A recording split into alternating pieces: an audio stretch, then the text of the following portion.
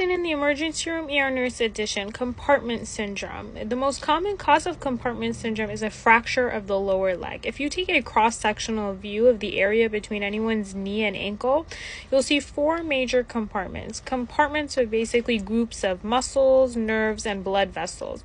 And each of these compartments is surrounded by what is called fascia, and that membrane is tough because its role is to keep everything in place. So it doesn't really expand. And if there's any type of swelling or bleeding in any compartment, the pressure is increased, and it needs to be released. If that pressure is not released, it can cause permanent disability and tissue damage. It's typically diagnosed. Compartment syndrome is typically diagnosed via physical assessment, and we look for the 6 P's. The first is pain, usually more than the injury. So if there's a fracture of the lower leg, the patient is describing the pain is higher than usual. We have paresthesia, which is pins and needle feeling or numbness and tingling.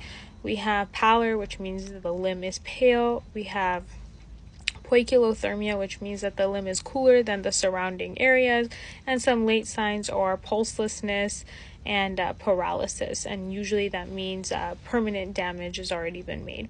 Sometimes they will also do an x-ray or MRI to rule out tendinitis, and the only treatment for this it is a surgical emergency, so a incision will be made to cut open the skin and the fascia in that affected compartment to release the pressure. Compartment syndrome is also common in athletes that are using anabolic steroids because their muscles are growing quickly, and that can cause increased pressure as well.